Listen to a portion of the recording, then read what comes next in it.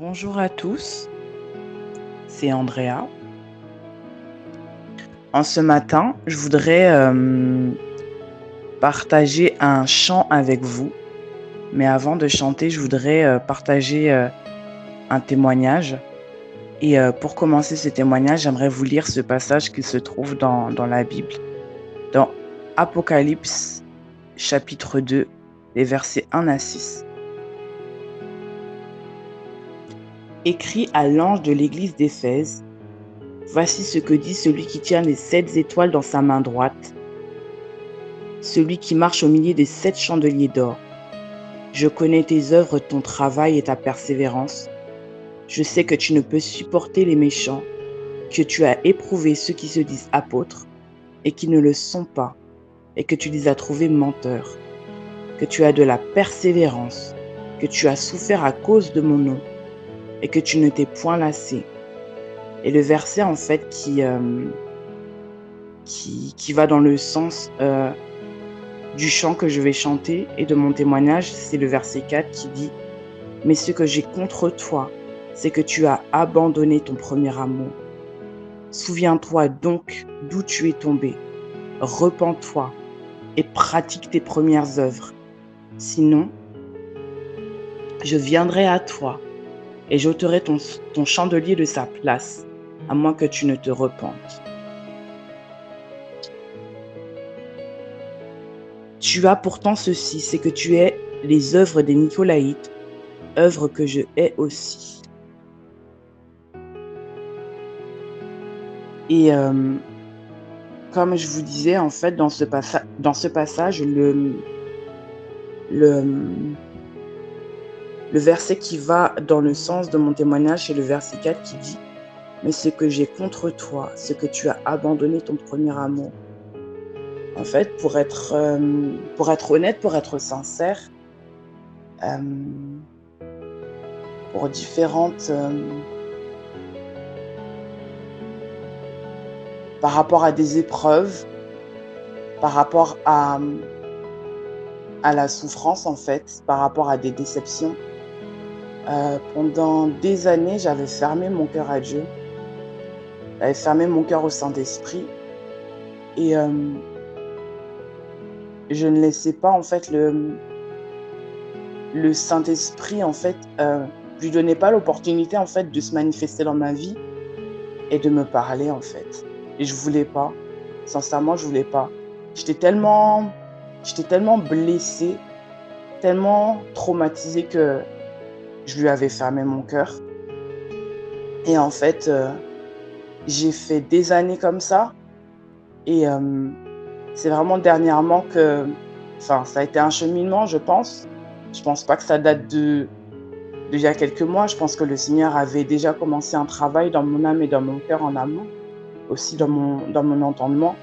Mais en fait, vraiment ces derniers temps où comment dire, quand j'assistais à des événements, quand en fait, je réfléchissais à ça, en fait, je réfléchissais à, comment dire, à mon amour pour Dieu et je me rendais bien compte, en fait, que il manquait quelque chose, en fait. C'était comme si, en fait, il y avait un espèce de vide, que quand je prenais des chants qui parlaient d'amour, de l'amour de Dieu, ou même de l'amour que moi j'étais censée ressentir pour Dieu, je sais pas, je sentais bien qu'il y avait quelque chose en fait qui clochait, ça allait pas. Je me sentais vide. C'est pas que je me sentais pas sincère ou hypocrite, hein, mais je sentais qu'il y avait un souci en fait. Je sentais bien en fait que l'amour que j'avais pour Dieu, c'était étiolé en fait. C'était vraiment étiolé par rapport à tout ce que j'avais pu subir au cours des années. Et c'est vraiment... j'ai eu l'occasion de faire 40 jours de prière avec un groupe de femmes en fait. Et le Seigneur m'a beaucoup parlé par rapport... franchement, je le remercie parce que il m'a beaucoup parlé durant ces 40 jours de prière. Et m'a parlé notamment, enfin, comment dire,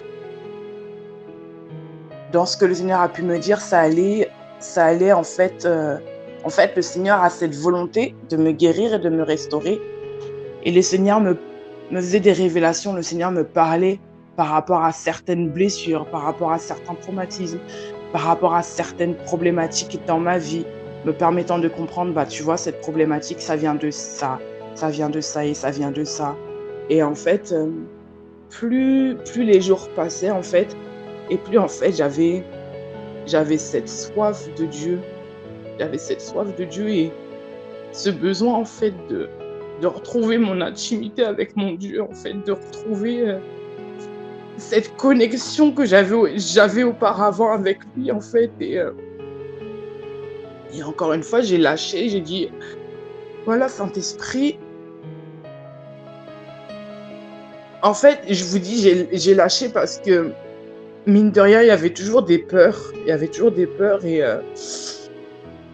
et du coup, à ce moment-là, j'ai lâché, j'ai dit, bah, Saint-Esprit, moi, ce que je veux, c'est te retrouver, c'est que tu me fasses des révélations, c'est rentrer davantage dans cette communion avec toi, c'est que tu me parles. Et j'ai fait cette même prière par rapport au Seigneur Jésus-Christ et vraiment, il a exaucé ma prière dans le sens où plus le temps passe, en fait, et plus, en fait, je suis en train de tomber en amour avec mon Dieu, en fait. Je suis en train de tomber en amour avec le Seigneur Jésus-Christ. Ce que j'avais perdu par la grâce de Dieu, en fait, je suis en train de le retrouver. Et c'est ce que je voulais partager avec vous ce matin. Et donc, du coup, le chant que je voulais chanter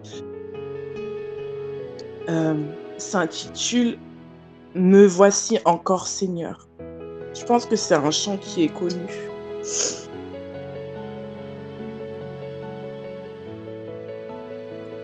Me voici encore Seigneur, pour être auprès de toi. Je t'appelle au secours parfois, au milieu de l'effroi. Aujourd'hui, je ne demande rien dans la fraîcheur du matin. Je suis venue te dire que je t'aimais. Je t'aime, Seigneur. Les mots sont bien imparfaits, mais je sais que tu lis dans mon cœur et dans ses profondeurs. Je t'aime, Seigneur. Ton amour reste le même. Je suis venue te dire que je t'aimais. Me voici encore, Seigneur, après les beaux discours, ces symphonies inachevées sur la portée du jour. Cette fois, je ne peux garder le silence devant toi. Je suis venue te dire que je t'aimais. Je t'aime, Seigneur. Les mots sont bien imparfaits, mais je sais que tu lis dans mon cœur et dans ses profondeurs. Je t'aime, Seigneur. Ton amour reste le même.